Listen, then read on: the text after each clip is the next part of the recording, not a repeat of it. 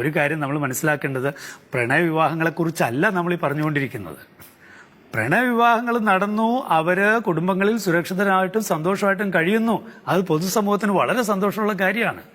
Love ജിഹാദ് എന്ന് പറയുന്നത് അതല്ല വിഷയം. ഈ ഇങ്ങനെ പ്രണയം നടിച്ച് മതത്തിലേക്ക് മാറ്റിയ അവരുടെ അവസ്ഥ പിന്നീട് എന്താണെന്ന് മനസ്സിലാവുന്നില്ല. അവരെവിടെയാണെന്ന് പിടികിട്ടുന്നില്ല.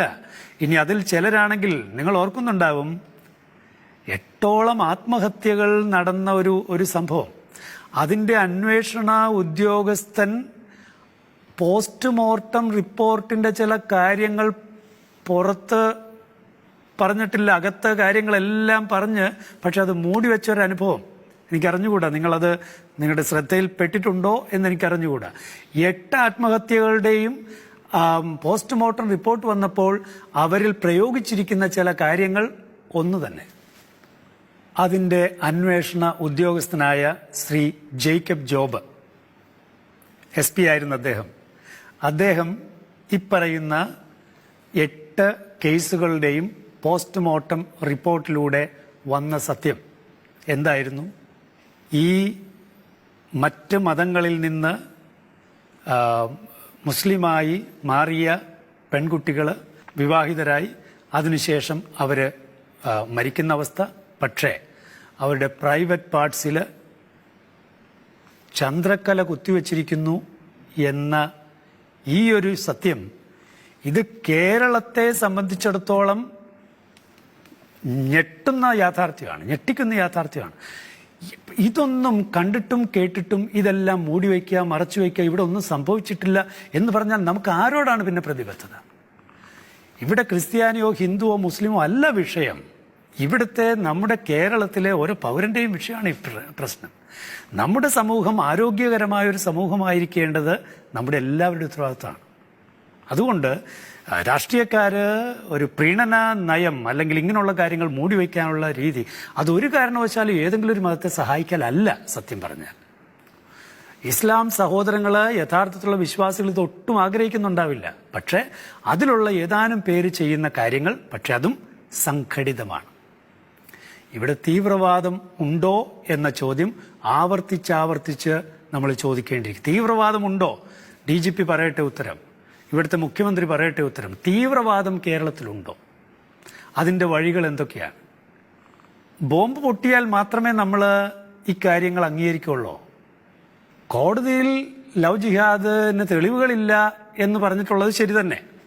പക്ഷേ ഇങ്ങനെയുള്ള കാര്യങ്ങളെ പ്രോത്സാഹിപ്പിക്കാനും അതിനുവേണ്ടി നിലകൊള്ളാനും നൂറുകണക്കിന് പേരിങ്ങനെ നിൽക്കുന്നുണ്ട്, അതിനുവേണ്ടി പണം ചെലവാക്കാനും ആളുണ്ട് എന്നൊക്കെയുള്ള രീതിയിലുള്ള പ്രസ്താവനകളും അദ്ദേഹം തന്നെ ഇറക്കിയിട്ടുണ്ടല്ലോ. അപ്പോൾ പിന്നെ ലവ് ജിഹാദ് ഇല്ല എന്ന് പറയുന്നതിന് എന്താണ് തെളിവ്? പോട്ടെ, കോഴിക്കോട്ടെ പെൺകുട്ടിയുടെ കാര്യം, ആ പിതാവ് 2-3 മാസങ്ങളോളം ഈ തിരുവനന്തപുരത്ത് തന്നെ സെക്രട്ടേറിയറ്റിൽ വരെ കയറി ഇറങ്ങിയിട്ട് ഒരു കേസ് രജിസ്റ്റർ ചെയ്യാനായിട്ട് ഇവിടുത്തെ പോലീസുകാർ തയ്യാറായില്ല എന്ന് പറഞ്ഞാൽ, അപ്പോൾ അതിൻ്റെ അർത്ഥം എന്താ? ഇങ്ങനെയുള്ള വിഷയങ്ങൾ ഇവിടെ നിലനിൽക്കുന്നുണ്ട്, പക്ഷെ ഇതൊന്നും പുറത്തേക്ക് വരരുത് എന്ന് പലരും ആഗ്രഹിക്കുന്നു. അങ്ങനെ ആഗ്രഹിക്കുന്നവർ എല്ലാ തരത്തിലും മീഡിയ ഉപയോഗിച്ചായാലും മറ്റു രീതികളിലെല്ലാം അതിനുള്ള കാര്യങ്ങളെല്ലാം ചെയ്തുകൊണ്ടിരിക്കുന്നു. 21ഓളം പേര് നമ്മുടെ കേരളത്തിൽ നിന്നല്ലേ പുറത്തേക്ക് പോയത്? അവരവിടെ ഭീകര പ്രവർത്തനങ്ങളിൽ അവരോട് കൂടെ ചേർന്നുവെന്നോ അതിൽ കുറേ പേര് കൊല്ലപ്പെട്ടെന്നോ, നമ്മുടെ സഹോദരങ്ങൾ മലയാളികൾ കൊല്ലപ്പെട്ടെന്ന്, അതിൽ കുറേ പേര് ജയിലിലാന്ന്, വേറെ ചിലർ തിരിച്ചു വരാൻ ആഗ്രഹിക്കുന്നുവെന്ന്, ഇതൊക്കെ നമ്മുടെ കേരള മനസാക്ഷിയെ വേദനിപ്പിക്കുന്നില്ലേ?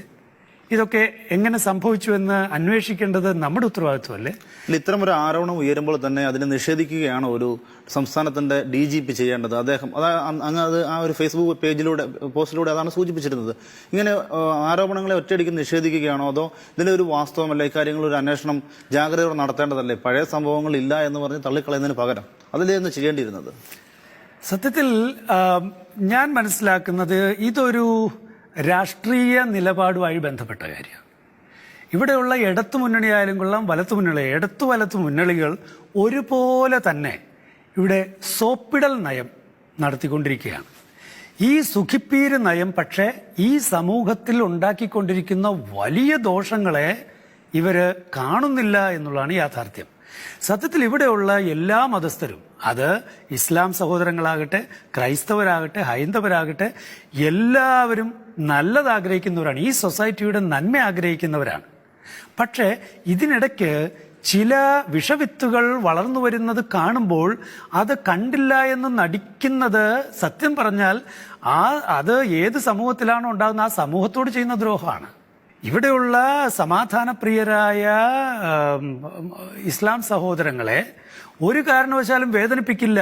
ഇവിടെയുള്ള തീവ്രവാദികളെ തീവ്രവാദികളെന്ന് വിളിച്ചാൽ, തീവ്രവാദികളെ മുഖത്ത് നോക്കി തീവ്രവാദികളാണെന്ന് വിളിക്കൂ. ഇവിടെ തീവ്രവാദം നിലവിലുണ്ടോ? ഇവിടെ തീവ്രവാദം നിലവിലുണ്ടോ? DGP പറയട്ടെ. ഇവിടെ തീവ്രവാദം നിലവിലുണ്ടോ? മുഖ്യമന്ത്രി പറയട്ടെ.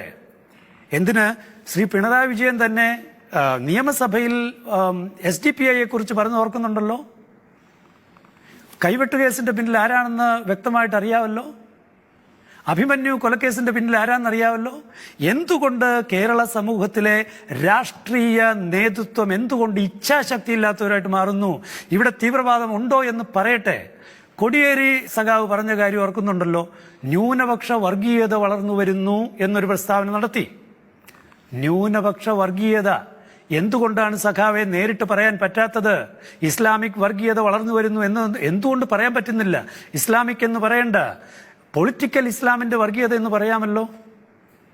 ഇങ്ങനെ തൂമ്പയെ തൂമ്പ എന്ന് വിളിക്കാൻ മനസ്സില്ലാത്ത രാഷ്ട്രീയക്കാരുള്ളിടത്ത് ഉദ്യോഗസ്ഥർ സ്വാഭാവികമായും ആദ്യം തന്നെ നിഷേധിക്കുന്ന ശൈലികൾ. അതായത് ചില വോട്ട് ബാങ്കുകൾക്ക് വേണ്ടി ഈ രാഷ്ട്രീയ നേതാക്കൾ കള്ളം പറയുന്നു, അല്ലെങ്കിൽ സത്യത്തെ കണ്ടില്ല എന്ന് നടിക്കുന്നു. തീർച്ചയായും ഒരു സംശയം അക്കാര്യത്തിൽ ഇവിടെ നടന്നുകൊണ്ടിരിക്കുന്നത് തന്നെയാണ്. VS അച്യുതാനന്ദൻ സാറല്ലേ പറഞ്ഞത്, ഇവിടെ ഇസ്ലാമിക രാഷ്ട്രമാക്കാനുള്ള കച്ചകെട്ടി ഇറങ്ങിയിരിക്കുകയാണ് കുറെ പേരെന്ന് പറഞ്ഞതിന് കൃത്യമായിട്ടുള്ള വീഡിയോ തന്നെ ഇപ്പോഴും നമ്മുടെ കയ്യിലുണ്ടല്ലോ.